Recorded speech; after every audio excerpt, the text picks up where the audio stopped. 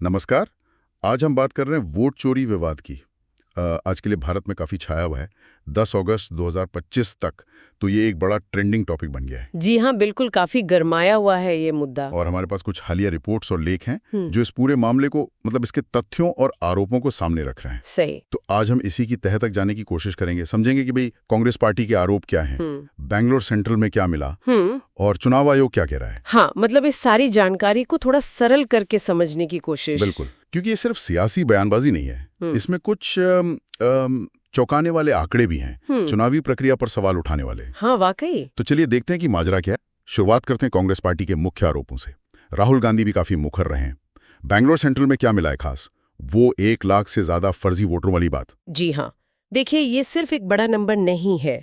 जांच में कई तरह की कथित अनियमितताएं बताई गई हैं। जैसे करीब 12,000 लोग ऐसे मिले जो डुप्लीकेट थे, मतलब कई बूथों पर रजिस्टर्ड, कुछ तो दूसरे राज्यों में भी। अच्छा। और सुनिए, करीब 40,000 वोटर्स ऐसे पतों पर थे जो या तो थे ही नहीं, मतलब फर्जी पते, या फिर मकान नंबर 0 जैसे कुछ अजीब से पते। मकान नंबर 0? ये तो। हाँ, और 10,000 से ज्यादा मामले ऐसे जहां एक छोटे से घर या दुकान पर सोचिए 80 से ज्यादा लोग वोटर के तौर पर रजिस्टर्ड थे। 80 से ज्यादा? जी। फिर करीब 4,100 वोटरों की तस्वीरें या तो धुंधली थीं या गायब। और एक और अजीब बात, लगभग 33,000 मामलों में 70 साल से ज्यादा उम्र के बुजुर्गों को नया वोटर बताकर रजिस्टर किया गया, मतलब जैसे वो 18-23 साल के हों। ये तो बड़ी गड़बड़ लग रही है सुनने में। और हाँ, कांग्रेस का मेन पॉइंट ये है कि बैंगलोर सेंट्रल में जो जीत का अंतर था, करीब 32,000 वोट, वो इन कथित फर्जी वोटों की संख्या से बहुत कम है। ये बात तो मामले को और गंभीर बनाती है। बिल्कुल, ये आंकड़े सीधे सीधे वोटर लिस्ट की सटीकता पर सवाल उठाते हैं। तो जाहिर है कांग्रेस सिर्फ आरोप लगाकर नहीं रुकी होगी। इन दावों को जनता तक ले जाने के लिए उन्होंने क्या किया है? वो वोटचोरी.in वेबसाइट और #वोटचोरी कैंपेन के बारे में क्या जानकारी है? हाँ, बिल्कुल, उन्होंने इसे एक बड़े अभियान की शक्ल दी है।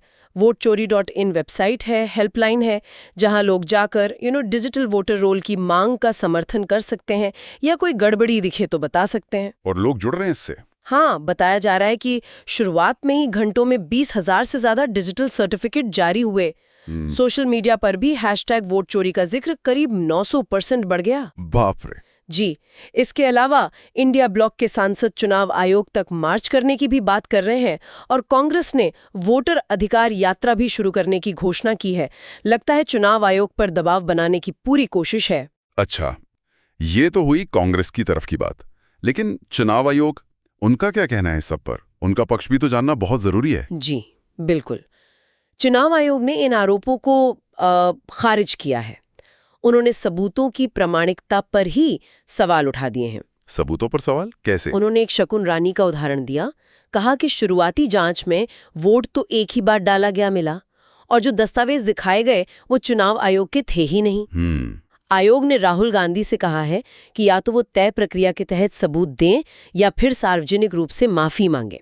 उनका साफ कहना है कि कोई सिस्टमैटिक, मतलब कोई बड़े पैमाने पर धोखाधड़ी नहीं हुई है और ये आरोप निराधार है। निराधार यानी बेसलेस। जी। तो यहाँ एक अहम सवाल ये भी उठता है कि भाई ऐसे गंभीर आरोपों को साबित करने के लिए किस लेवल के सबूत चाहिए, खासकर जब बात चुनावी प्रक्रिया की विश्वसनीयता की हो। सही बात है। तो क्या ये मामला सिर्फ बेंगलोर सेंट्रल का ही है या इसका असर दूर तक जा सकता है? और ये बिहार चुनाव का जिक्र क्यों आ रहा है बार बार? देखिए, अगर हम इसे थोड़ा बड़े परिप्रेक्ष्य में देखें तो ये विवाद पूरी चुनावी प्रक्रिया की पारदर्शिता और विश्वसनीयता पर एक तरह की बहस छेड़ता है।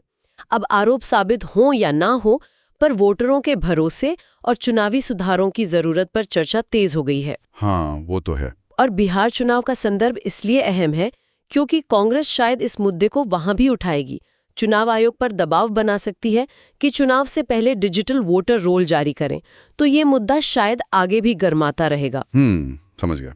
तो संक्षेप में कहें तो ये वोट चोरी का जो पूरा मामला है वो कांग्रेस के डेटा वाले आरोपों, उनके जवाब में शुरू हुए अभियान, चुनाव आयोग के कड़े खंडन और आने वाले चुनावों पर इसके असर की संभावनाओं के चलते मतलब एक राष्ट्रीय बहस का मुद्दा बन गया है। हाँ, और ये जानकारी सिर्फ चुनावी नतीजों के विश्लेषण तक ही सीमित नहीं है। ये हमें याद दिलाती है कि लोकतंत्र में पारदर्शिता कितनी जरूरी है, वोटर लिस्ट कितनी सही होनी चाहिए और पूरी प्रक्रिया में जनता का विश्वास कितना मायने रखता है। बिल्कुल सही कहा। और सोचने वाली बात यह भी है कि इस डिजिटल युग में हम अपनी वोटर लिस्ट की सटीकता और पारदर्शिता को और कैसे बेहतर बना सकते हैं, ताकि